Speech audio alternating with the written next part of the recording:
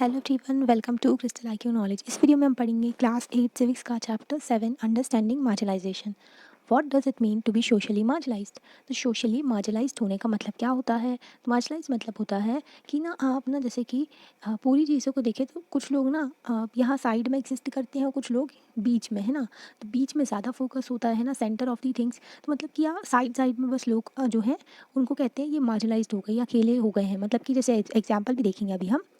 This is something that मतलब ये ना किसी ने अपनी लाइफ में ज़रूर फील किया होता है। जैसे कि आपने भी फील किया होगा अपने क्लासरूम में, अपने क्लास में भी, या फिर प्लेग्राउंड में भी फील किया होगा ये चीज़, है ना, मार्जिनलाइज्ड होना। जैसे कि अगर आप जो हैं थोड़े अलग हैं अपनी क्लास में, है ना, थोड़े मतलब दूसरों के जैसे नहीं हैं, थोड़े डिफरेंट हैं। जैसे आपका टेस्ट जो है म्यूज़िक में, अगर आपको कोई और तरीके का म्यूज़िक पसंद है, आपको दूसरे तरीके की फ़िल्म पसंद है ना। तो ना जैसे कि आप ना किसी चीज़ में अपना सहमति नहीं देते हो। कुछ लोग हैं इस चीज़ को फ़ेवर कर रहे हैं और कुछ लोग हैं इस चीज़ को फ़ेवर कर रहे हैं, ठीक है। तो ये वाली चीज़ को फ़ेवर करने वाले ज़्यादा लोग हैं और इसको कम। तो मतलब कि ये वाले जो लोग हैं ना, ये मार्जिनलाइज़्ड हो जाते हैं कुछ लोग, है ना। तो मतलब कि अगर आप किसी चीज़ को फ़ेवर नहीं कर रहे हो, दूसरों से अलग जा रहे हो, डिफरेंट हो, है ना। जैसे कि आप फ़िल्म दूसरी देखते हो, म्यूज़िक आपका जो टेस्ट है वो डिफरेंट है ना। अगर आप जो हो बहुत ज़्यादा मतलब कि बहुत कम बातें करते हो, है ना, और दूसरे जो हैं बहुत बातें करते हैं ना। आप जो हो वो वाला जो गेम नहीं खेलते हो जो सभी लोग खेल रहे हैं, है ना, क्लास में। तो ना मतलब आप जो हो डिफरेंट तरीके से ड्रेस करके मतलब पहन के आते हो, दूसरे जो हैं अलग तरीके से पहन के आते हैं ड्रेसेस, है ना। तो इसमें क्या होता है कि चांसेस रहते हैं कि आप जो हो, आपको ना मतलब कंसीडर नहीं करेंगे अपने जैसा दूसरे बच्चे, है ना। तो बहुत टाइम लग जाता है एक्सेप्ट करने में, क्योंकि ना जैसे किसी की लैंग्वेज भी अलग होती है, कल्चर भी अलग होता है, तो उसको भी एक्सेप्ट नहीं करते हैं। और इतनी सारी चीज़ें डिफरेंट होने की वजह से भी तो आपको एक्सेप्ट नहीं किया जाएगा, है ना। तो इसका मतलब क्या होता है कि so often you end up feeling that you are not with it. मतलब कि आपको फील होने लगे कि हम उनके साथ नहीं है ना। As if what you say feel think and how you are act are not quite right और एक्सेप्टेबल टू अदर्स। क्योंकि जैसे आप सोच रहे हो, जैसा आप मतलब आपकी थिंकिंग है ना, और आप जिस तरीके से बिहेव करते हो, है ना, तो वो सारी चीज़ें थोड़ी डिफरेंट है और दूसरों को वो पसंद नहीं आ रही है ना। मतलब कि दूसरे उस चीज़ को एक्सेप्ट नहीं कर पा रहे हैं, है ना। तो एक्सेप्टेंस बहुत बड़ी चीज़ होती है, ठीक है। जैसे कि क्लासरूम में हमने देखा सोशल एनवायरनमेंट, जैसे कि as in the classroom in the social environment to group of people communities में have the experience of being excluded. Classroom में भी हमने देखा कि कुछ जो होते हैं बच्चे, वो ना एक्सक्लूड हो जाते हैं, ठीक है। जैसे कुछ ग्रुप का अगर देखें तो उसमें भी कम्युनिटीज़ में भी कुछ लोग जो है छूट जाते हैं, है ना। जैसे कि बहुत सारे लोग एक तरफ हो गए, कुछ लोगों को इन्होंने छोड़ दिया, ठीक है। Their marginalisation can be because they speak different language, different custom है उनका, और belong to a different religious group from the majority community. इनका मार्जिनलाइजेशन इसलिए होता है, मार्जिनलाइजेशन अकेला सा छोड़ दिया है ना लोग, कुछ लोगों को, है ना। इसलिए होता है क्योंकि ये जो है अलग तरीके की लैंग्वेज बोलते हैं, इनके कस्टम्स अलग हैं, इनकी प्रैक्टिसेस अलग हैं, इनका कल्चर अलग है, ठीक है। इनकी रिलीजियस ग्रुप जो है ये ना मतलब कि किसी और रिलीजन से बिलोंग करते हैं। तो मेजॉरिटी कम्युनिटी किसी और रिलीजन से बिलोंग करती है, तो मेजॉरिटी वाले डोमिनेट करने लगते हैं और ये लोग जो है मार्जिनलाइज हो जाते हैं, अकेले छूट जाते हैं। मार्जिनलाइजेशन इसलिए भी हम फील कर सकते हैं अगर मतलब कोई जो है वो गरीब है, इसलिए भी वो मार्जिनलाइज्ड फील करने लगता है। Consider to be low social status, मतलब उसको ना ऐसे कि ये इसका सोशल स्टेटस अच्छा नहीं है ना। तो मतलब ये जो लो है ना, ठीक है। तो इस तरीके का समझने लगते हैं अगर कोई गरीब होता है तो उसको ना मतलब लेस ह्यूमन कंसीडर करते हैं अदर से, मतलब ये ज़्यादा इंसान नहीं है ना, मतलब कम इंसान है। तो इस तरीके का सोसाइटी की टेंडेंसी होती है ना, जो कि लोग एक दूसरे के साथ में बिहेव करते हैं। Sometimes marginalised groups are viewed with the hostility and fear.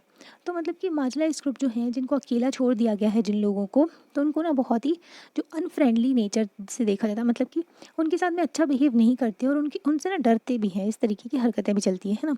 मतलब उनसे डर भी रहे हैं और उनसे उनको ना मतलब उनसे ना जैसे दुश्मनी सी रख रहे हैं और उनको अनफ्रेंडली नेचर है उनके साथ में।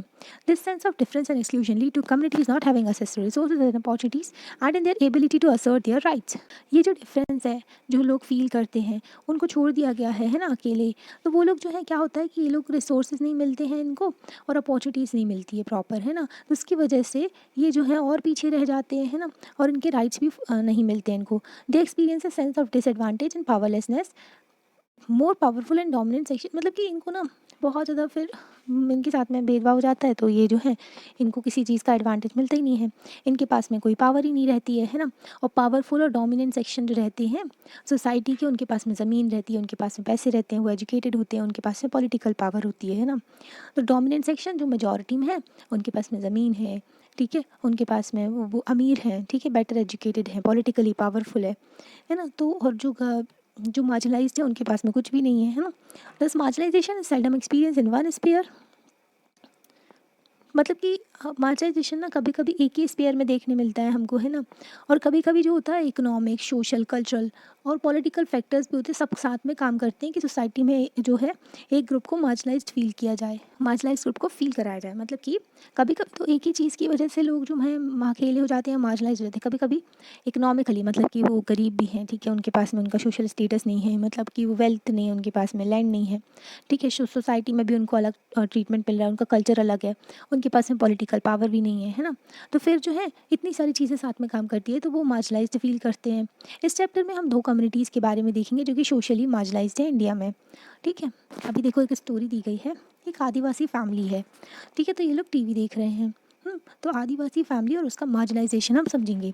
तो इन आदिवासी फैमिली दिल्ली में है, ठीक है। सोमो और हेलेन जो है रिपब्लिक डे की परेड देख रहे हैं टीवी में अपने ग्रैंडफादर के साथ में, अपने दादाजी के साथ में, ठीक है। तो ये जो बोलता है, देखो आदिवासी का जो फ्लोट देखने को मिला, ठीक है, आदिवासी की झांकी भी देखने को मिली इनको, है ना। तो इन्होंने पूछा अपने दादाजी से, क्या आदिवासी हमेशा डांस करते रहते हैं?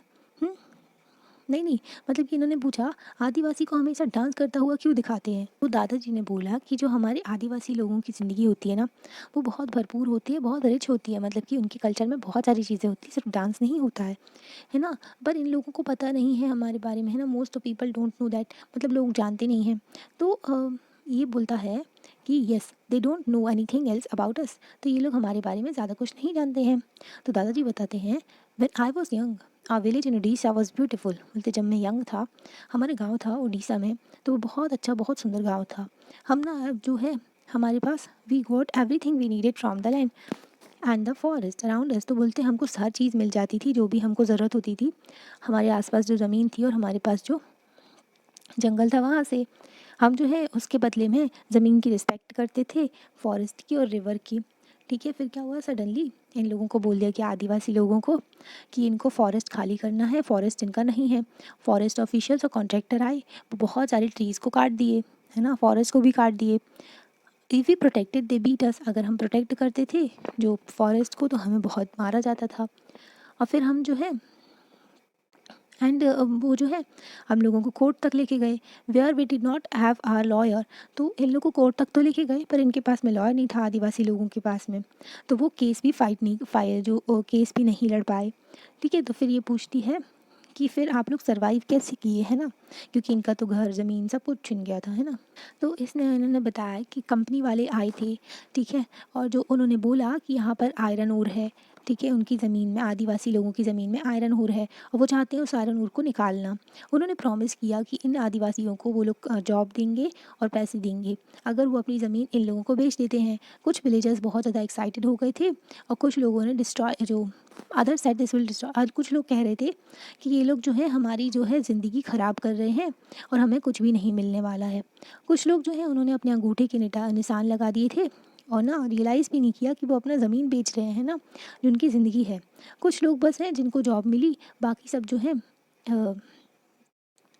को बहुत सारे लोगों को नहीं मिली थी उनकी, और कुछ लोगों ने ज़मीन भी नहीं बेची थी, है ना। कुछ लोगों ने ज़मीन बेची थी तो उनको कुछ लोगों को बस जॉब मिली थी, ठीक है। फिर उन्होंने इनको मारा, धमकाया, ठीक है। और फिर सभी लोगों फोर्स कर रहा हो सभी लोगों को कि वो अपनी ज़मीन बेचें और खाली करें वहाँ पर जो उनके पूर्वजों की ज़मीन थी, है ना। फिर क्या हुआ, फिर ना जो अथॉरिटीज़ जो थी ना, जो गवर्नमेंट अथॉरिटीज़, उनका भी इनको सपोर्ट था, कंपनी वालों को। इनकी जो ज़िंदगी थी पूरी ख़राब हो गई जिस तरीके से ये लोग रहा करते थे, है ना। तो इनको ना the money hardly lasted in city, we had no means of livelihood anymore. तो मतलब फिर क्या हुआ, थोड़े बहुत पैसे थे तो वो ज़्यादा चले नहीं, सिटी में आ गए थे ये लोग, ठीक है। और फिर इनके पास में कोई लाइवलीहुड जीने का साधन भी नहीं था, है ना।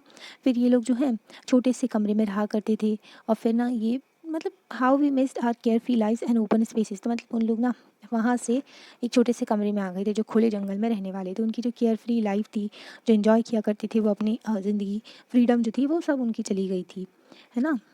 बताया था इसके बाद में ना ये वाला था, मतलब उनको ना कुछ ही पैसे मिले हुए थे कॉन्ट्रैक्टर से 30 एकड़ की ज़मीन के, और फिर उन्होंने अपने दोस्तों को भी नहीं देखा था और उनके पास में जो मनी था वो चला भी नहीं था, छोटे से घर में रहा करते थे।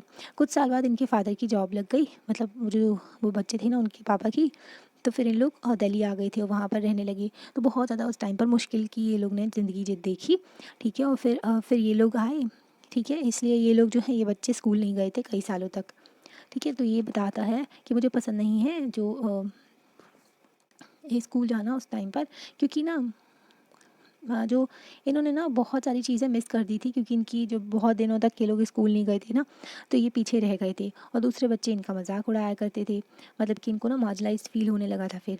और ये लोग जो है संथाली लैंग्वेज बोला करते थे और इनको हिंदी जो है समझ में नहीं आती थी, तो इनका लैंग्वेज कल्चर सब कुछ अलग था, तो उसकी वजह से भी प्रॉब्लम फेस करते थे।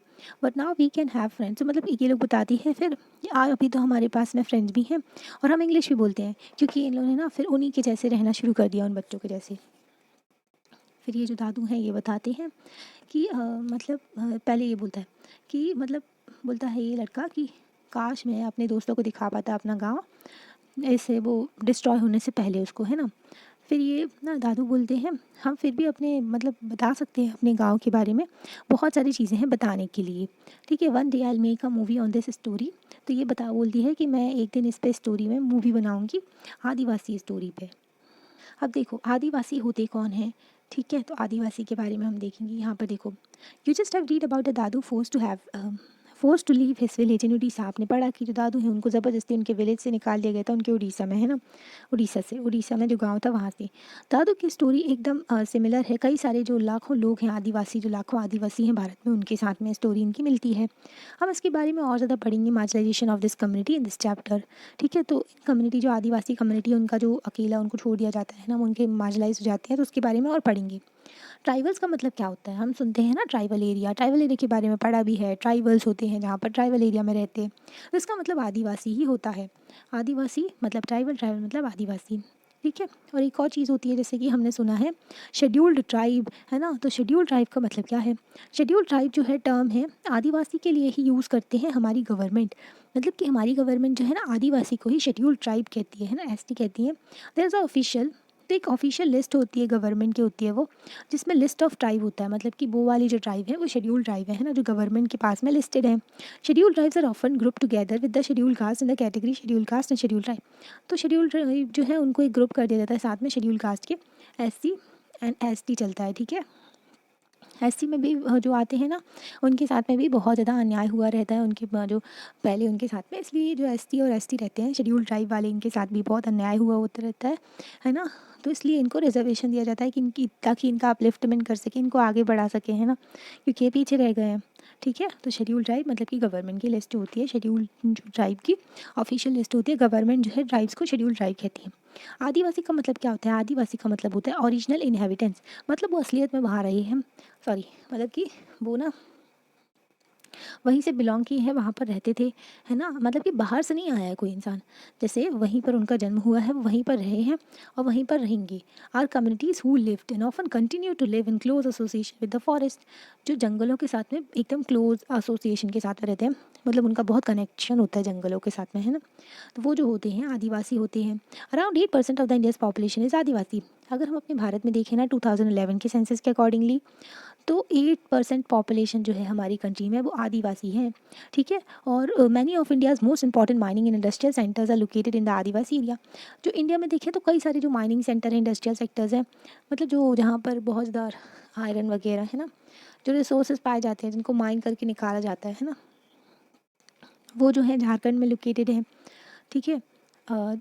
तो वहाँ पर ना बहुत सारे, सॉरी झारखंड में नहीं, मतलब वो आदिवासी एरिया में लोकेटेड है, जैसे कि झारखंड उड़ीसा हो गया, है ना। तो वहाँ पर जो है रिच रिसोर्सेज भी पाए जाते हैं, वहाँ पर आदिवासी भी रहते हैं। तो आदिवासी को उनके एरिया से हटा दिया जाता है ताकि वहाँ से रिसोर्सेज निकाल सकें, जैसे कि जमशेदपुर हो गया, रुड़कीला हो गया, बोकारो, भिलई, है ना, और भी एरिया होते हैं। आदिवासी जो हैं होमोजीनियस पॉपुलेशन नहीं होते हैं वहाँ पर, मतलब कि एक जैसे नहीं होते हैं, सब उनके डिफरेंट डिफरेंट जो है होते हैं। वो 500 डिफरेंट आदिवासी ग्रुप इंडिया में हैं, 500 से ज़्यादा जो है डिफरेंट आदिवासी ग्रुप हैं हमारे यहाँ। आदिवासी आर पर्टिकुलरली न्यूमरस। आदिवासी जो होते हैं वो बहुत ज़्यादा मतलब यहाँ पर पाए जाते हैं Chhattisgarh, Jharkhand, Madhya Pradesh, Orissa, Gujarat, Maharashtra, Rajasthan, Andhra Pradesh, west Bengal, north eastern state जो है हमारे अरुणाचल प्रदेश, असम, मणिपुर, मेघालय, मिजोरम, नागालैंड, त्रिपुरा और ना अंडमान निकोबार में भी पाए जाते हैं, है ना, लक्षद्वीप में भी पाए जाते हैं। तो बहुत सारे आदिवासी ग्रुप हमारी कंट्री में रहते हैं। जैसे कि उड़ीसा का एग्जाम्पल दें तो देखें तो यहाँ पर 60 डिफरेंट ग्रुप हैं, ट्राइबल ग्रुप। इनके कल्चर अलग होते हैं, इनके प्रैक्टिसेस अलग होती हैं, है ना, जो भी ये फॉलो करते हैं। आदिवासी सोसाइटी जो होती हैं बहुत अलग टाइप की होती हैं और मतलब इनमें हायरार्की नहीं होती है जो ऊंच नीच होती है, जैसे हमारी जो जो नॉर्मल सोसाइटी ट्रेडिशनल सोसाइटी है जो हमारे यहाँ जो है, तो आदिवासी से अलग, तो वो सोसाइटी में ना कास्टिज़्म के नाम पे भेदभाव होता है, ऊंच नीच होती है ना। पर आदिवासी में ऐसा नहीं होता है।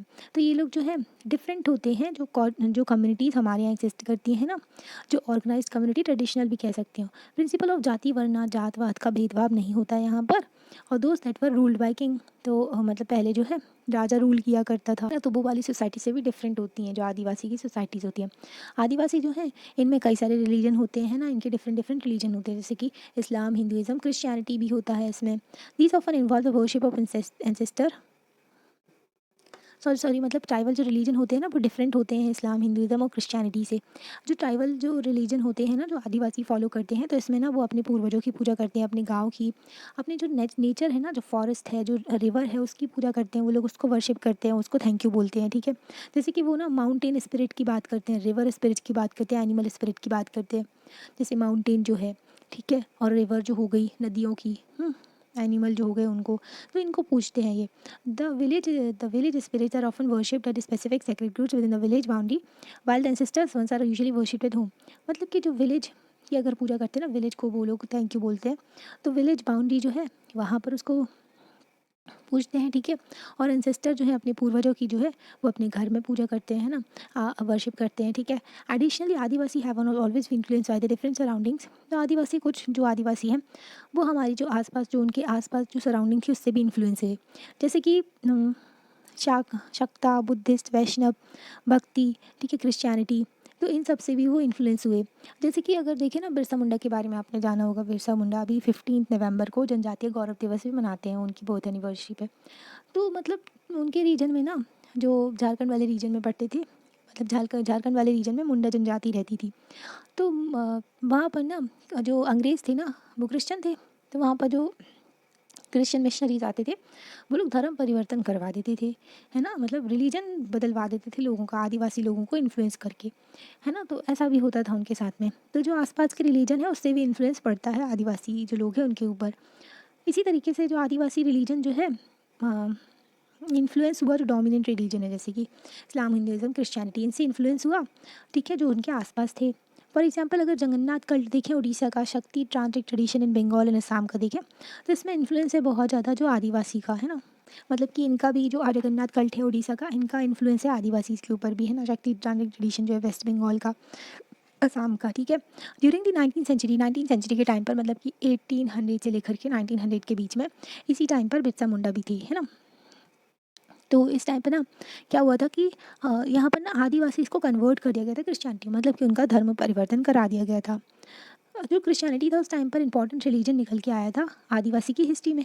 अभी भी हम देखते हैं तो आदिवासी की हिस्ट्री में क्रिश्चियनिटी एक इंपॉर्टेंट रिलीजन निकल के आया था, क्योंकि ब्रिटिशर्स ने बहुत सारे लोगों का रिलीजन चेंज करवा दिया था। आदिवासी हैव देयर ओन लैंग्वेज, इनकी जो खुद की लैंग्वेज होती है वो डिफरेंट होती है संस्कृत से, ठीक है। और मतलब कि डिफरेंट होती है दूसरी लैंग्वेजेस से, और पुरानी है संस्कृत के जैसी ही, है ना। Which have often deeply influence with the form, मतलब इनकी ना इन्फ्लुएंस क्या होता है, मेन स्ट्रीम इंडियन लैंग्वेजेस से थोड़ा थोड़ा इन्फ्लुएंस भी रहता है, जैसे कि बंगाली से, है ना। तो इनकी लैंग्वेज अलग भी होती है, इनकी लैंग्वेज पुरानी भी हो सकती है बहुत ज़्यादा। उड़ीसा में कई सारे आदिवासी ग्रुप जो हैं जिनकी लैंग्वेज अभी तक उनके पास में कोई लिखी हुई नहीं है, मतलब कि जैसे हमारे यहाँ हिंदी है तो उसको पढ़ाया जाता है ना, लिखा जाता है ना, लिखा हुआ है हमारे पास, तो उनकी कोई स्क्रिप्ट नहीं है। तो ऐसी लैंग्वेजेस भी एग्जिस्ट करती हैं उड़ीसा में, है ना, बहुत सारे ट्राइबल ग्रुप है वहाँ पर। तो इनकी ना जो लैंग्वेज होती है कभी कभी बहुत ज़्यादा इन्फ्लुएंस भी हो जाती है जो मेन स्ट्रीम लैंग्वेज है, ठीक है, जो हमारे यहाँ बोली जाती है नॉर्मली, है ना, जो सोसाइटी में, है ना। Santhali has largest number of speaker, Santhali जो लैंग्वेज है, संथाली लैंग्वेज, तो इसके बहुत सारे जो लोग इसको बोला करते हैं ना, बोलते हैं। तो इसके बहुत सारे पब्लिकेशन भी निकलते हैं, मैगजीन भी है और इंटरनेट पे भी है, और लोग इसके बारे में पढ़ते हैं, जानते हैं, ठीक है। यहाँ पर ना पिक्चर दी गई है 2 इमेजेस ट्राइबल कम्युनिटीज़ की। In their traditional costume often only which Adivasi communities are represented. तो इनकी ट्रेडिशनल कॉस्ट्यूम दी गई है जिसमें वो लोग उन लोगों को दिखाया गया है, इस पर इनको रिप्रेजेंट किया जाता है जनरली, है ना, डांस करते हुए। ठीक है, तो this and lead us to think of them. तो हम इनके जब ये ड्रेसेस देखते हैं ये सब, तो लोग सोचते हैं कि ये लोग जो है बैकवर्ड हैं, पिछड़े हुए हैं, ये लोग जो हैं कुछ जानते नहीं हैं, है ना। ऐसा नहीं होता है, इनका कल्चर अलग है। ठीक है, ये लोग पता सेलिब्रेट करते हैं जब फूड, जब जैसे कि फसल लगाई, फिर फसल की कटाई होती है, फसल पूरी हो जाती है, फिर ये लोग फेस्टिवल मनाते हैं। आपने वो हॉर्नबिल फेस्टिवल के बारे में सुना होगा, नागालैंड का, है ना, वो भी बहुत बड़ा रहता है। प्राइम मिनिस्टर भी वहाँ पर गए थे, है ना। आदिवासी एंड स्टीरियोटाइपिंग, अब आदिवासी के साथ में कई सारी जो है स्टीरियोटाइपिंग भी ऐसे जो जुड़ी हुई होती है। स्टीरियोटाइपिंग मतलब कि एक धारणा बना लेना और उसमें लोगों को फिट कर देना। जैसे कि स्टीरियोटाइपिंग ऐसा ही होता आया है तो यही होना चाहिए, इस तरीके की टेंडेंसी है ना। मतलब ये सोच के रख लेते हैं लोग। इस सोसाइटी में विमेन के खिलाफ बहुत सारी स्टीरियोटाइपिंग देखने को मिलती है, जैसे कि एक लड़की को इस तरीके से बिहेव करना चाहिए, इसको यही काम करना चाहिए, है ना। तो ये स्टीरियोटाइप्स हैं, उसको उसकी उसकी जो कैपेबिलिटी, जो उसकी कैपेसिटी उनकी ना, मतलब कैपेबिलिटी को लो करती है ये, है ना। इन इंडिया हम देखते हैं कि आदिवासी कम्युनिटीज़ जो हैं कई तरीके से उनको दिखाया जाता है ना। दस ड्यूरिंग स्कूल फंक्शन में देखें और बुक में भी देखें, मूवीज़ में भी देखें, तो आदिवासी जो हैं उनको बहुत सारी स्टीरियोटाइप्स के साथ में दिखाया जाता है। जैसे कि उनके कलरफुल कॉस्ट्यूम, बहुत ज़्यादा रंग बिरंगे कॉस्ट्यूम होते हैं, वो जो है अपने सिर में पहनते हैं ना, हेड गियर्स होता है वो, एंड वो डांस करते रहते हैं। उनको ऐसे ही दिखाया जाता है किताबों में, मूवीज़ में, बुक्स में, है ना, हर जगह, मूवीज़ में। ठीक है, स्कूल के फंक्शन में भी अगर देखें तो। Beside this we seems to know very little about the realities of their life. इसके अलावा भी अगर हम देखें तो मतलब हम ना उनकी ज़िंदगी के बारे में ज़्यादा जानते नहीं हैं। वो जो है this often wrongly leads to people believing that they are exotic, primitive and backward. तो ये जो इनको इस तरीके से पोर्ट्रे किया जाता है ना कि वो डांस ही करते रहते हैं, उनका जो कॉस्ट्यूम ही दिखा के, तो हम सोचने लगते हैं कि ये लोग बहुत पिछड़े हुए होते हैं। इन लोग जो है बाहर से होते हैं ना, एक्सक्लूडेड टाइप का उनको महसूस करने लगते हैं, मतलब ये जो है अलग टाइप के हैं ना, और बहुत ज़्यादा पिछड़े हैं, बहुत ज़्यादा पुराने हैं, है ना, इस तरीके का उनको हम देखने लगते हैं, है ना। Often Adivasis are blamed for the lack of advancement as they believe to be resistance to change and और न्यू आइडिया। मतलब इनको बोलते हैं कि आदिवासी को ब्लेम करते हैं कि ये लोग जो है आधुनिकता के साथ में आगे नहीं बढ़ रहे हैं, है ना, एडवांस नहीं हो रहे हैं, जैसे हमारे यहाँ टेक्नोलॉजी आ गई है। तो अगर अंडमान निकोबार में देखें तो बहुत सारे आदिवासी कम्युनिटी हैं जो अभी तक प्रिमिटिव लाइफस्टाइल जी रहे हैं, पहले के जैसे ही, जैसे वो पहले रहा करते थे। जिस हिस्ट्री के बारे में हम पढ़ते हैं ना कि वो लोग पूरा जंगल के ऊपर डिपेंडेंट हैं, वो अलग तरीके से रह रहे हैं, वो शिकार करते हैं, अभी वैसी लाइफस्टाइल है उनकी, है ना। तो हमने क्लास 6 की बुक में ही पढ़ा था, जैसे कि एक स्टीरियोटाइप बना लेना कुछ कम्युनिटीज़ के खिलाफ, उसकी वजह से जो है उनके साथ में डिस्क्रिमिनेशन होने लगता है ना। तो stereotypes leads to discrimination, stereotypes की वजह से डिस्क्रिमिनेशन होता है, स्टीरियोटाइप्स की वजह से डिस्क्रिमिनेशन हो जाता है। ओके, तो इसके बारे में हम देखेंगे। तो स्टीरियोटाइप्स नहीं करना चाहिए, क्योंकि अगर वो बना लेते हैं ना किसी के प्रति धारणा, जैसे कि स्टीरियोटाइप्स की वजह से बहुत सारा डिस्क्रिमिनेशन होता है वुमेन्स के साथ में। ओके, आदिवासी और उनका डेवलपमेंट देखते हैं अब हम। As you have already read in your history book, जैसे कि हमने अपनी हिस्ट्री बुक्स में पढ़ा था, फॉरेस्ट जो है बहुत इंपॉर्टेंट है। जैसे किसी की भी राजा की देखें, एम्पायर में देखें, तो फॉरेस्ट का बहुत बड़ा रोल होता था ना, लकड़ियों की ज़रूरत पड़ती थी। ठीक है, सारे जो एम्पायर्स जो हो गए और सिविलाइजेशन जो इंडिया में हो गई, जो भी मतलब कि जो भी बसे हुए थे लोग, तो फॉरेस्ट उसमें बहुत इंपॉर्टेंट रोल प्ले करते थे।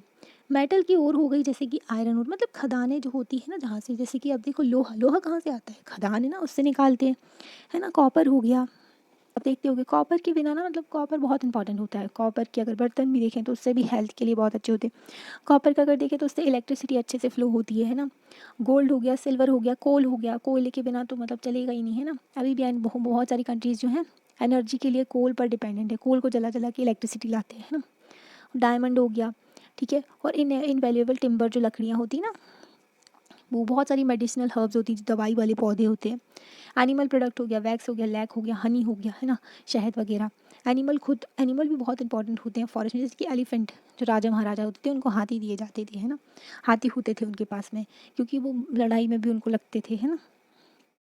और हाथी तो बहुत ही इंपॉर्टेंट होती है, elephants main stay of imperial armies, है ना। All came from the forest, ये सारी चीज़ें फॉरेस्ट से ही मिलती हैं। और अगर हम देखें तो हमारी लाइफ मोस्टली डिपेंडेंट होती है फॉरेस्ट के ऊपर भी, है ना। तो रिचार्ज करते हैं ये इंडिया की रिवर्स को। फॉरेस्ट जो है ना, अगर एक फॉरेस्ट है उसकी जड़ें जो हैं, यहाँ पर बारिश हुई, ठीक है, उसकी जड़ें ना ग्राउंड लेवल पर पानी लेकर के जाती हैं, वाटर जो है नीचे पानी स्टोर कर देते हैं, है ना। और जो है फॉरेस्ट की वजह से ही जो नदियों में भी, रिवर में पानी आता है ना। रिचार्ज करने में हेल्प करते हैं, जो रिवर्स है उसको। एंड इज़ बिकमिंग, मतलब कि जहाँ पर फॉरेस्ट होते हैं ना, अब देखोगे वहाँ पर जो है बहुत शांति होती है, वहाँ पर ना ठंडक बहुत महसूस होती है ना, वहाँ पर पीस होता है। और वहाँ पर ना मतलब वहाँ पर बारिश भी अच्छी होती है, पता, जहाँ पर फॉरेस्ट होते हैं। और अभी हम देखें, एज इज़ बिकमिंग क्लियर ना, crucial to the availability and quality of our air and water. तो फॉरेस्ट जो है बहुत इंपॉर्टेंट है हमारी जो एयर हो गया, वाटर हो गया, उसके लिए भी। ठीक है, जैसे कि हवा भी साफ़ होती है और पानी भी रहता है। हमने बताया ना, जहाँ फॉरेस्ट होता है वहाँ पर बारिश भी ज़्यादा होती है। रिचार्ज करते हैं ग्राउंड वाटर को, रिसोर्सेज देते हैं। तो फॉरेस्ट बहुत इंपॉर्टेंट है। Forest cover the major part of the country till the 19th century, and Adivasi had a deep knowledge of and access to, as well as to control over the most of these vast texts, at least till the middle of the 19th century. Forest का देखें तो अगर हम 19th century तक देखें तो उस time तक ना हमारे यहाँ बहुत सारा फॉरेस्ट थे। मतलब कि हमारा जो मेजर पोर्शन जो हमारी कंट्री का था, वहाँ पर बहुत सारे पेड़ पौधे हुआ करते थे। और आदिवासी जो है उनको बहुत नॉलेज होता था फॉरेस्ट के बारे में, उनको रिसोर्सेज के बारे में, है ना, उनको जो पेड़ पौधों के बारे में, है ना, उनको जानवरों के बारे में, सबके बारे में पता होता था। और वो लोग कंट्रोल भी किया करते थे इसको, है ना, वहाँ पर रहा करते थे वो, है ना, कनेक्टेड थे वो फॉरेस्ट से। तो इसका मतलब था कि they are not ruled by the large states and empires. मतलब कि जो फॉरेस्ट है ना, अब जो वहाँ पर रहता है ना, वो उसको अच्छे से जानता है ना। जैसे कि आपने RRR मूवी देखी होगी, उसमें भी जो जो जनजाति थी ना, जिसके बारे में दिखाया गया है, गौंड जनजाति, तो वो लोग जो हैं, वो लोग भी फॉरेस्ट में ही रहा करते थे। ठीक है, तो फॉरेस्ट में उनके साथ में ना उनके फॉरेस्ट के बारे में सब कुछ पता होता है उन लोगों को। तो जैसे अगर देखें आदिवासी को, है ना, तो वो लोग जो है इनके ऊपर जो है, जो आदिवासी जो होते ना, वे लोग अपने फॉरेस्ट में रहा करते थे। और इनके ऊपर ना राजा वाजा जो होता था वो नहीं रूल करता था। इंस्टेड ऑफ एन एम्पायर, जो एम्पायर होते थे ना, जो राजा होते थे, वो बहुत डिपेंडेंट होते थे फॉरेस्ट आदिवासी के ऊपर, ताकि उनको रिसोर्सेज मिल सके, है ना। तो आदिवासी का अलग ही रूल चला करता था वहाँ पर फॉरेस्ट के अंदर। ठीक है, और जो आदिवासी होते थे और एम्पायर जो होते थे, राजा होते थे, उनके भी रिलेशन होते थे, क्योंकि आदिवासी उनको बहुत सारी रिसोर्सेज दिया करते थे, उनको एलिफेंट देते थे, उनको बहुत सारी चीज़ें जो भी उनको लगती थी राजाओं को, तो वो दिया करते थे एम्पायर को। This is radically contrary to our image of Adivasi today as somewhat marginal and powerless communities. तो आज के टाइम पर हम आदिवासी को अगर देखें, उनकी इमेज कैसी बना दी गई है, उनकी इमेज ऐसे पिछड़े हुए, बैकवर्ड, उनको कुछ नहीं आता है, उनको अकेला छोड़ दिया गया है, इस तरीके की उनको जो है उनकी इमेज बना दी गई। इनके पास में पावर भी नहीं है ना, दया करते हैं लोग उनके ऊपर, रिस्पेक्ट के साथ नहीं देखते हैं, है ना। इन दी प्री कॉलोनियल पीरियड, अगर कॉलोनी की पीरियड के पहले, मतलब कि ब्रिटिश ने हमको कॉलोनी बना लिया था, ठीक है, तो प्री ब्रिटिश पीरियड, ब्रिटिश के पहले की बात करें तो जो ये जो थे हंटर गैदरर्स हुआ करते थे, मतलब कि जो और नोमैड्स हुआ करते थे, and lived bye shifting agriculture and also cultivating in one place. तो मतलब कि पहले ये कैसे रहा करती थी, जब कॉलोनी नहीं बनाया था ब्रिटिश ने हमको, ठीक है, तो तब भी फॉरेस्ट एग्जिस्ट करते थे, तब जो राजाओं के साथ में आदिवासी जो थे उनका एक्सचेंज भी होता था, है ना, रिसोर्सेज का। तो उस टाइम पर वो कैसे रहते थे, उस टाइम पर वो शिकार भी किया करते थे और फ्रूट्स वगैरह चीज़ें जो है गैदर करके रखते थे अपने खाने के लिए, है ना। वो घुमक्कड़ भी हुआ करते थे, इधर उधर घूमते थे। ठीक है, आपने पढ़ा होगा शायद, या फिर मतलब हम बता देते हैं, जब बंजारास करके ना नोमैडिक ट्राइब हुआ करते थे। ठीक है, तो जैसे कि मुगल थे ना, तो बंजारास हर जगह जाते रहते थे इधर उधर, मतलब वो लोग अपना सामान वगैरह भी ट्रांसफ़र किया करते थे इधर उधर, है ना। तो मुगल जो राजा थे उन्होंने क्या क्या यूज़ करते थे, बंजारास को यूज़ करते थे, ताकि जो बंजारास जो है उनकी जो फ़ाइट हो रही है कहीं भी, ठीक है, वॉर वगैरह है, तो बंजारास जो है वहाँ तक सामान दे दें, है ना। तो इस तरीके का भी मतलब वो लोग जो है हेल्प किया करते थे, है ना। तो नोमैडिक ट्राइब भी होती थी। ठीक है, शिफ्टिंग एग्रीकल्चर क्या होता है, मतलब कि एक जगह बहुत सारे पेड़ हैं, ठीक है, मतलब पूरी जगह ही है, तो इन पेड़ों को उन्होंने काटा, इतनी जगह की, ठीक है, यहाँ पर भी बहुत सारे पेड़ हैं, यहाँ पर भी हैं, ठीक है। तो यहाँ के उन्होंने पेड़ों को काटा और यहीं पे जो है उसको जला दिया, ठीक है, सारी जो है जो भी एशेस थी इसमें मिला ली, फिर यहाँ पर कल्टीवेशन किया, ठीक है, यहाँ पर फसल हो गई उनकी, फिर उन्होंने वो निकाला और फिर जो है इस जगह को छोड़ के दूसरी जगह चली गए। अब यहाँ के पेड़ काटे और यहाँ पे किया, फिर दूसरी जगह चली गई, ठीक है। तब तक ये वाली जगह जो है वो रिस्टोर हो जाती थी, यहाँ पर दोबारा फॉरेस्ट आ जाते थे, है ना। ठीक है, तो ये शिफ्टिंग एग्रीकल्चर होता है। ठीक है, और कभी कभी ये लोग जो है एक जगह पे रहकर भी एग्रीकल्चर किया करते थे। आज के टाइम पर शिफ्टिंग एग्रीकल्चर अलाउड नहीं है, क्योंकि फिर आग लगाते हैं ना, तो जंगल में भी आग लग जाती है, और अभी हमारे पास फॉरेस्ट भी ज़्यादा बचे नहीं है ना कंट्री में। पहले के टाइम पर बहुत फॉरेस्ट थे, तो ये सब चलता था, है ना। ऑल्सो दीज रिमीन्स फॉर द, मतलब 200 साल तक ये सब एग्जिस्ट करता रहा।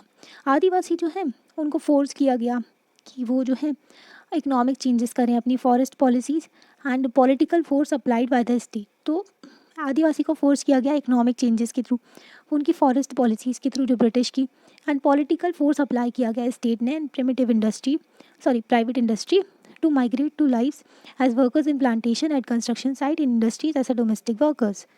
मतलब कि आदिवासी जो है ना, उनको फोर्स किया गया कि वो अपना जीवन शैली को चेंज कर, जो भी उन जिस तरीके से वो लोग जीते हैं ना उसको बदलें।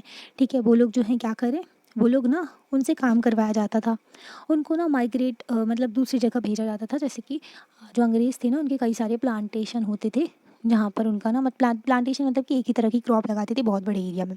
जैसे कि चाय हो गया, चाय बहुत ज़्यादा फेमस था उस टाइम पर, तो चाय का प्लांटेशन, टी का प्लांटेशन होता था, तो वहाँ पर बहुत सारे वर्कर्स की ज़रूरत होती थी।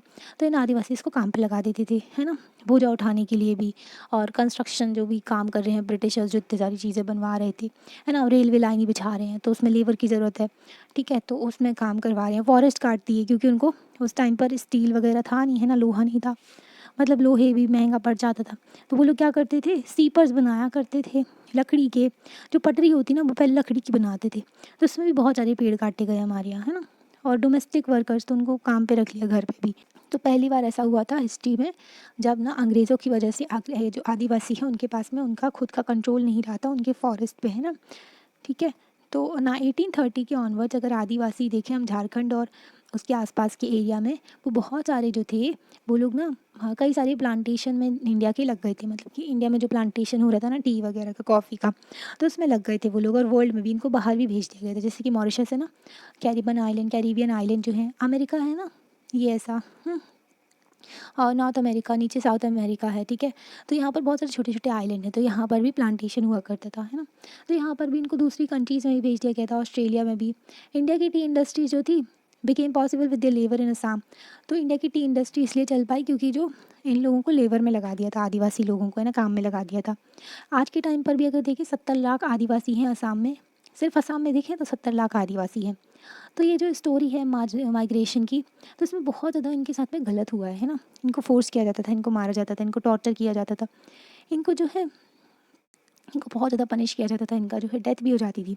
फॉर एग्जांपल 19 सेंचुरी की अगर हम एग्जांपल देखें तो 5 लाख आदिवासी जो थे उनको ना माइग्रेशन करना पड़ा था। मतलब 5 लाख लोगों को अपनी जगह छोड़ के कहीं और जाना पड़ा। आप सोच सकते हो, अगर आपको कोई बोल दे आपका घर छोड़ के आपको जाना है, ठीक है, आपके पास में कुछ भी नहीं है और यहाँ पर ही काम करना पड़ेगा, कोई आपको पूरी तरीके से कंट्रोल कर रहा है, ठीक है, आपका जो कल्चर है, आपकी जो लैंग्वेज है, आपका जो फैमिली है, सब कुछ छूट रहा है ना, ऐसा लगेगा। तो आदिवासी के साथ में ऐसे ही हो रहा था। 5 लाख आदिवासी के साथ में 19 सेंचुरी में उनको छोड़ना पड़ा था, उनको अपनी जगह छोड़ के जाना पड़ी थी। तो ये सॉन्ग दिया गया है जो उनका ना बताता है, जो होप माइग्रेंट्स का, माइग्रेंट्स मतलब एक जगह से दूसरी जगह ट्रैवल कर रहे हैं, जो रियलिटी बताता है असम में जो लोगों ने फेस किया है। ठीक है, तो ये सॉन्ग दिया गया है। ओके, सफरिंग के बारे में बताया गया, उनकी प्रॉब्लम्स के बारे में। ये जो फ़ोटो दी गई है ये न्यामगिरी हिल की दी गई है, जो कि कालाहांडी डिस्ट्रिक्ट उड़ीसा में लोकेटेड है। यहाँ पर ना डोंगरिया कौंड आदिवासी कम्युनिटी रहा करती थी। ठीक है, न्यामगिरी जो है, यहाँ पे जो है बहुत ही ज़्यादा सेक्रेट माउंटेन है, जिसको लोग जो है बहुत ही ज़्यादा पूजते हैं ना, उनके लिए बहुत इंपॉर्टेंट माउंटेन है। यहाँ पर ना मेजर एल्यूमिनियम कंपनी आई है। ठीक है, एक एल्यूमिनियम कंपनी आई, क्योंकि देखो ना, जो उड़ीसा झारखंड है वहाँ पर रिसोर्स रिच रीजन भी है और वहीं पर बहुत सारे आदिवासी भी रहते हैं। तो यहाँ ने इन्होंने प्लान किया कि यहाँ पर एक रिफाइनरी सेटअप करेंगे जो कि डिस्प्लेस कर देगा आदिवासी कम्युनिटी को। अब इनको ऐसा एरिया बनाना है, ठीक है, यहाँ पर माइनिंग वगैरह हुई, तो यहाँ पर फॉरेस्ट भी नहीं है और यहाँ पर आदिवासी भी नहीं होने चाहिए, है ना। तो इन सबको हटा दिया वहाँ से। तो वहाँ पर बहुत ज़्यादा जो है रेजिस्ट किया गया। जो ये डेवलपमेंट हो रहा है उसकी वजह से, और इसकी वजह से इन्वायरमेंटलिस्ट जो है ना, जो इन्वायरमेंट के बारे में देखते हैं, इन्वायरमेंट की कोई जो इन्वायरमेंट का हनन ना करे, है ना, उसको ख़राब ना करे, तो इन्वायरमेंटलिस्ट जो है उन्होंने भी इसको ज्वाइन किया था। पर केस किया सुप्रीम कोर्ट में और वो पेंडिंग है। केस तो पेंडिंग है, पर इन्होंने अपना सारा काम शुरू कर देते हैं ये लोग, वहाँ जगह को पूरा तबाह करते हैं। अब वो केस पेंडिंग ही रहता है, फिर 20 साल बाद उसका डिसीजन आ रहा है, तो क्या फ़ायदा, क्या, है ना। तो ऐसे ही बोलते हैं कि justice delayed is like justice denied, है ना, क्योंकि इतनी लेट डिसीजन आएगा तो क्या सब कुछ बर्बाद हो जाता है उस टाइम तक। तो पर देखें तो फॉरेस्ट लैंड जो है, ज़मीन जो फॉरेस्ट वगैरह उसको टिम्बर के लिए काटा जाता था।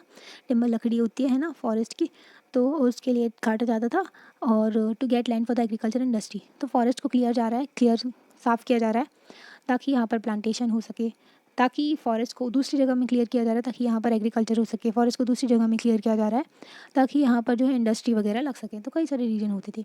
आदिवासी जो है इस एरिया में रहते थे। आदिवासी वहीं एरिया में, मतलब उनके एरिया में ना बहुत ज़्यादा मिनरल्स होते थे और बहुत सारी रिसोर्सेज हुआ करती थी natural. They were taken over for mining, तो उन्हीं से ही माइनिंग करवाते थे बड़े बड़े इंडस्ट्रियल प्रोजेक्ट्स में।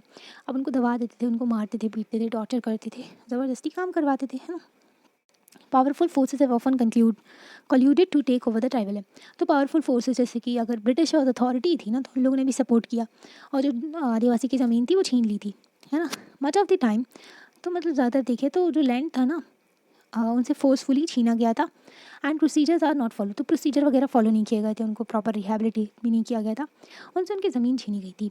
अकॉर्डिंग टू ऑफिशियल फिगर्स, अगर हम ऑफिशियल फिगर देखें तो मोर देन 50%, मतलब 50% से ज़्यादा पीपल जो थे जिनको डिस्प्लेस हो गए थे, जिनका जगह उनसे छीन गई थी, तो वो जो है ड्यू टू माइंस, मतलब माइंस की वजह से 50% के ज़्यादा पॉपुलेशन उनकी जगह छीन गई थी।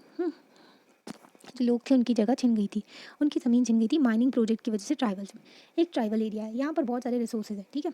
तो यहाँ पर जो लोग रहते हैं उनकी ज़मीन छीन ली गई थी क्योंकि यहाँ पर माइनिंग करनी थी, यहाँ से रिसोर्सेज निकालने थे, ओके। तो एक और सर्वे करवाया गया था जहाँ पर ना रिपोर्ट आई थी, जो आदिवासी ना 79% ऑफ द पर्सन जो डिस्प्लेस्ड थे वो आंध्र प्रदेश, छत्तीसगढ़, उड़ीसा और झारखंड के ट्राइबल्स थे।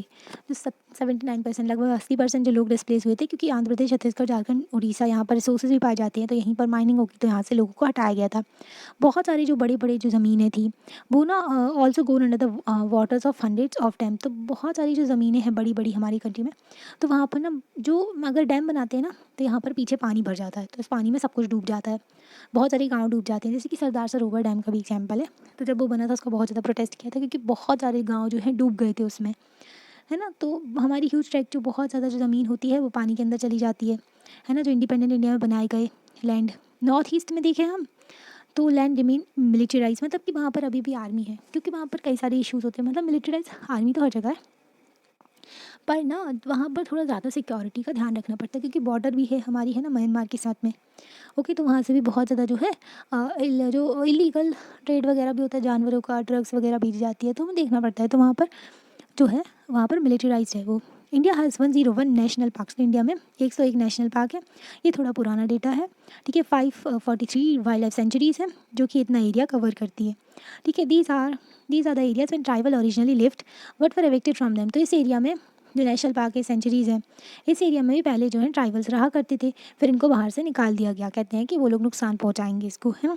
वो तो और फॉरेस्ट के साथ में बहुत अच्छे से रहा करते थे।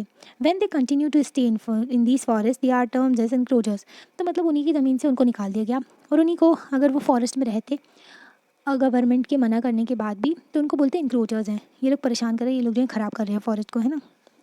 इस तरीके का उनको बोला जाता था।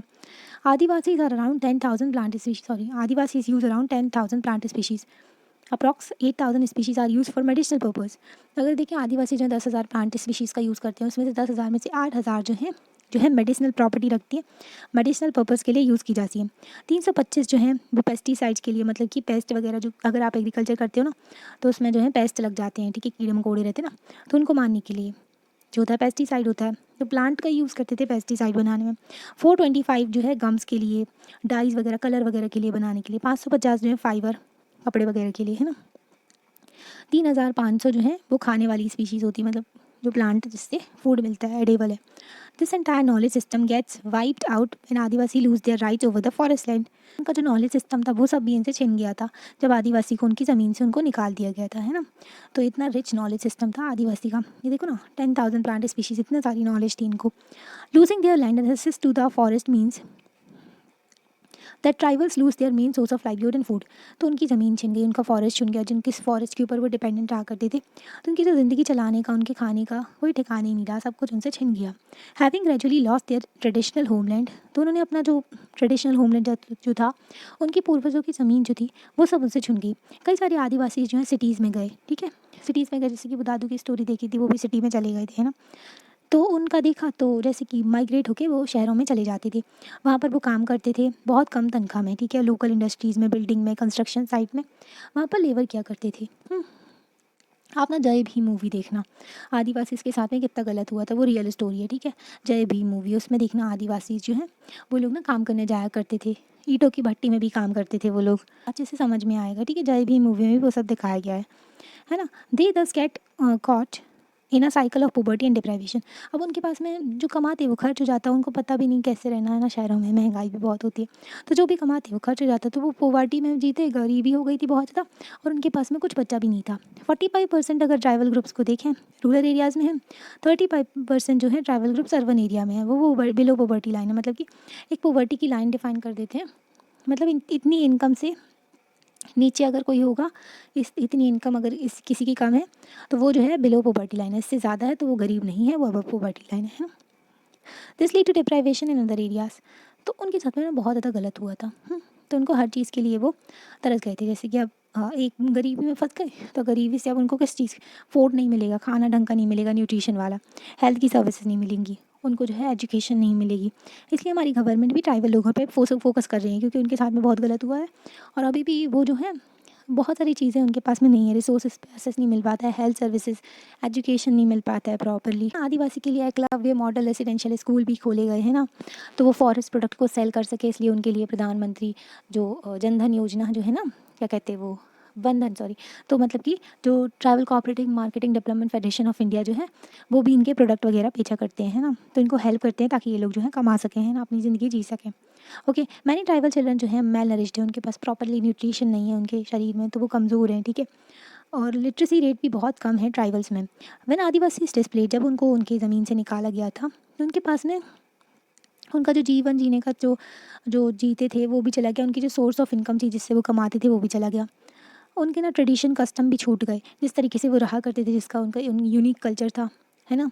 दे टूक आर फार्मिंग लैंड, तो उन्होंने बोला अ वे ऑफ लिविंग, तो बताते हैं कि उन्होंने हमारी जो खेती करते थे ना, वो ज़मीन हमारी ले ली, हमारे जो हाउसेस थे वो भी खाली हो गए थे, कुछ ही घर उन्होंने छोड़े थे। डे टूक द, मतलब जो क्रिमेशन ग्राउंड था, जहाँ पर कोई इंसान अगर उसकी डेथ हो जाती थी तो उसको वहाँ पर जलाते थे, है ना, तो वो टेम्पल हो गया, उनकी जो पूजा करने का वो भी ले लिया, उनका जो तालाब वगैरह था ना, पॉन्ड था जहाँ से वो पानी लेते थे, वो भी ले लिया।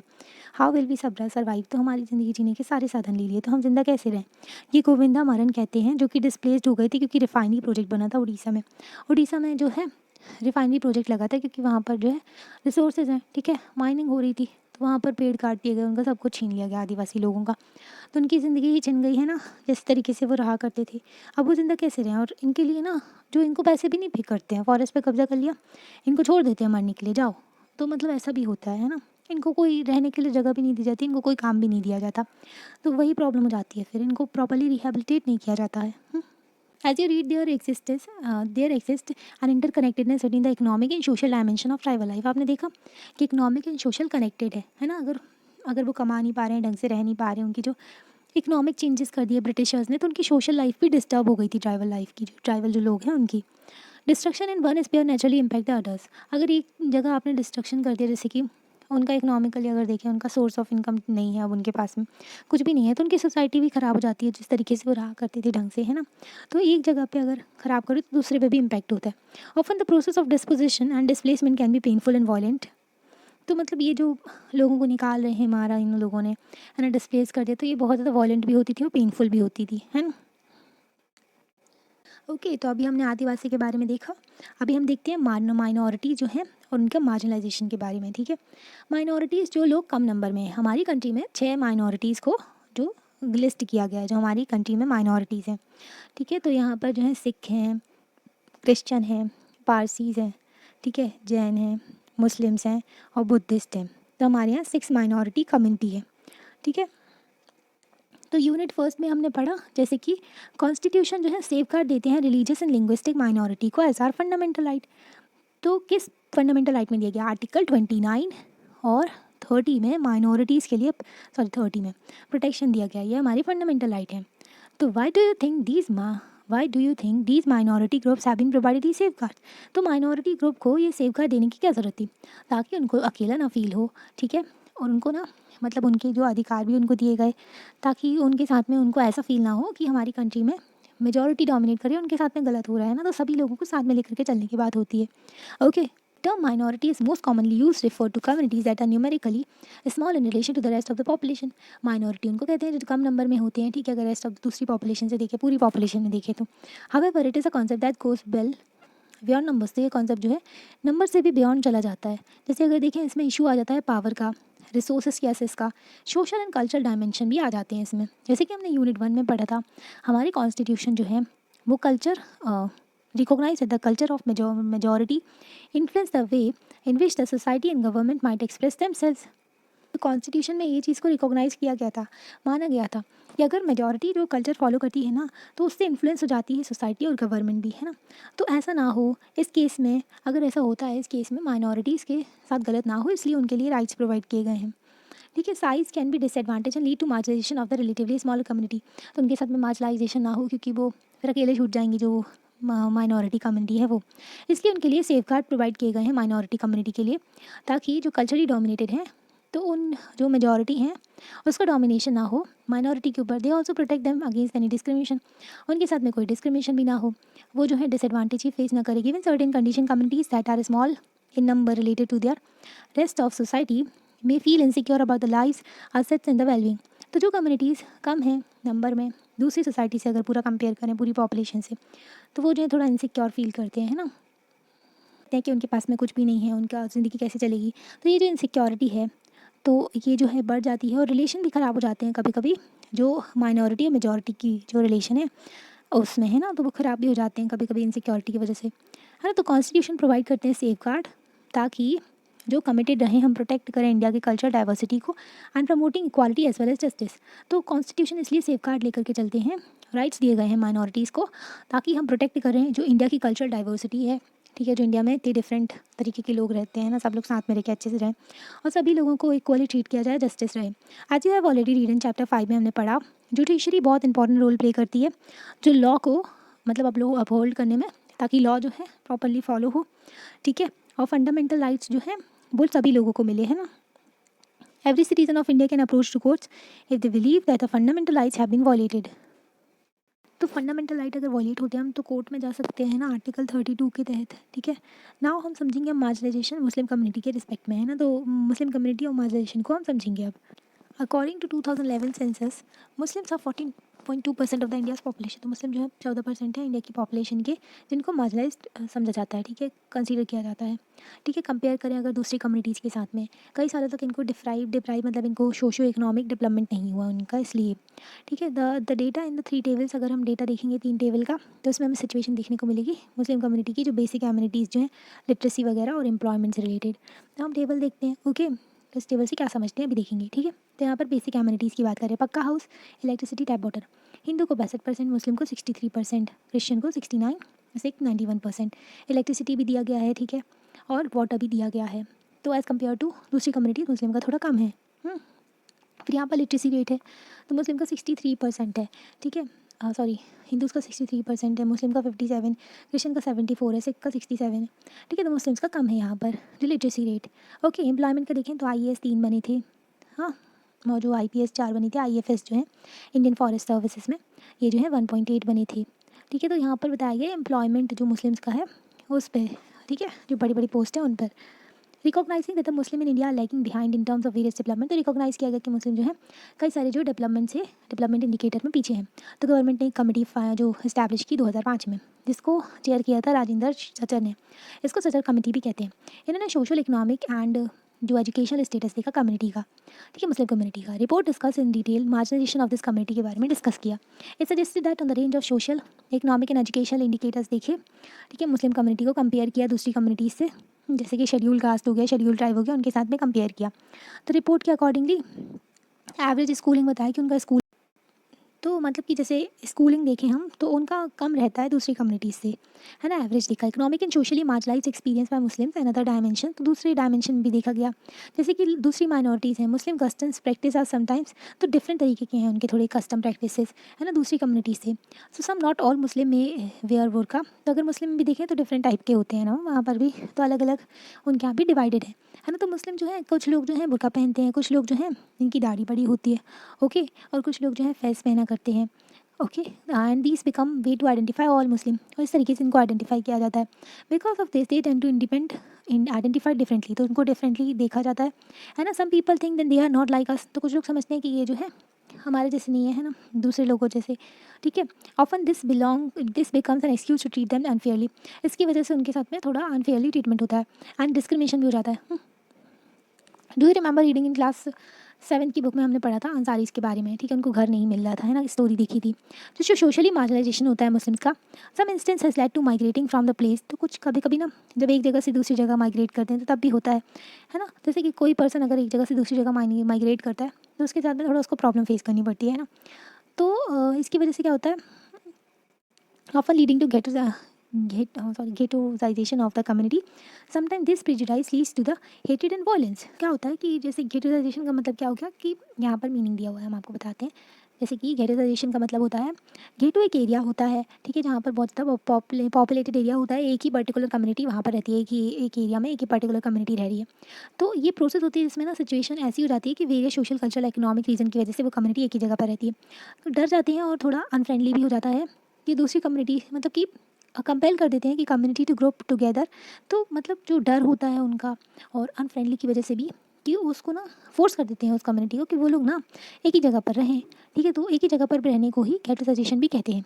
और ना गेटोइज्ड जो कम्युनिटी होती है वो दूसरी जगह में नहीं जाती है, ठीक है, क्योंकि वो अपने आप को फिर एलिनेटेड फील करने लगते हैं, अकेला फील करने लगते हैं। ओके, चैप्टर हो ही गया बस, ओके, अभी हो जाएगा कंप्लीट।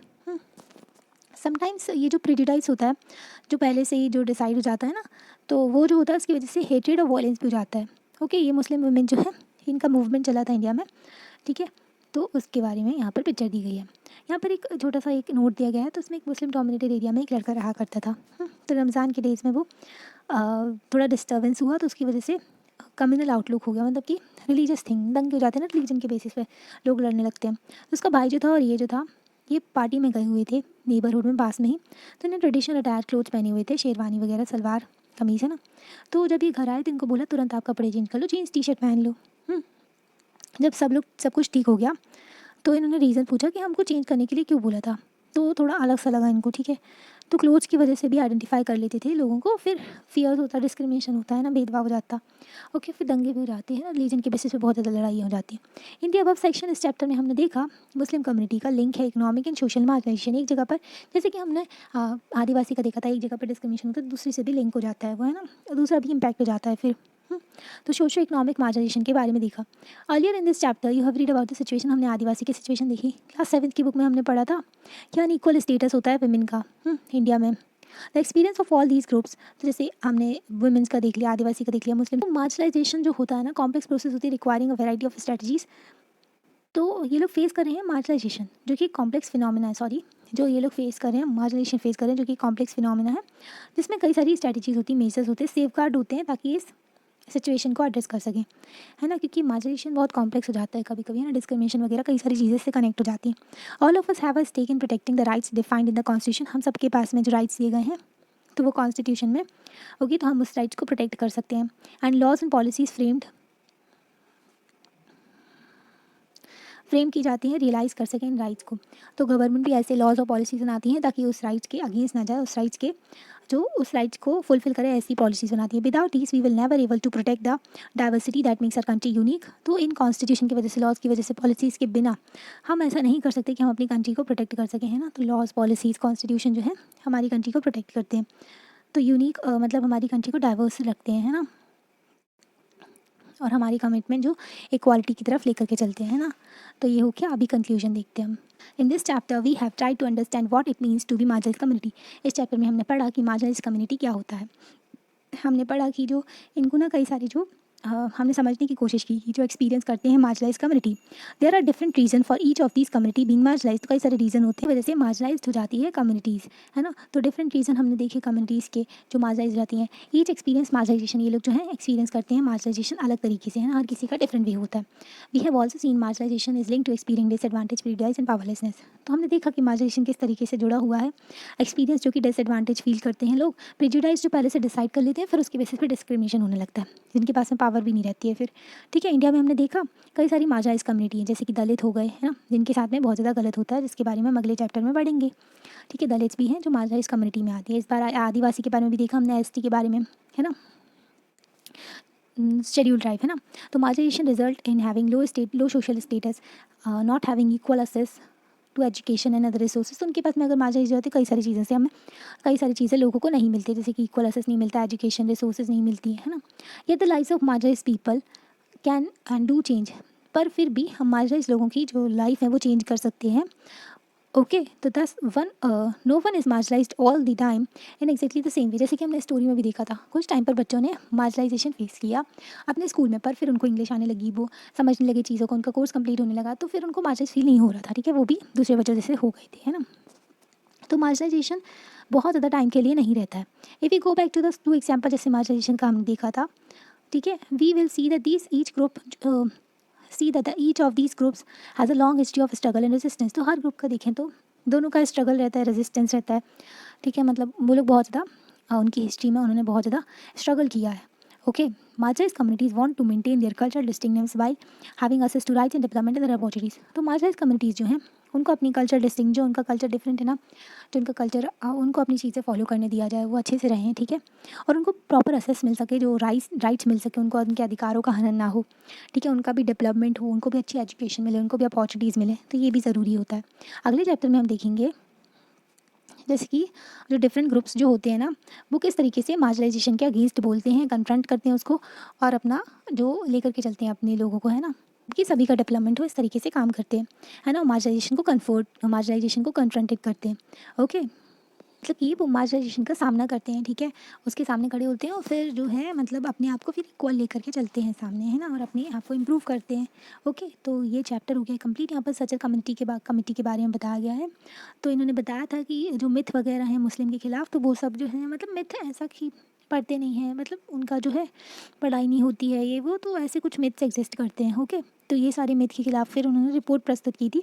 तो ऐसा बिलीव किया जाता है कि जो Muslim prefer to send their children to madrasas. तो मुस्लिम जो है मतलब ये मिथ भी माना जाता है। तो इन्होंने बताया कि मुस्लिम्स जो हैं ज़्यादातर प्रेफर करते हैं स्कूल ना भेजें, मदरसास भेजें, है ना, तो बच्चों को।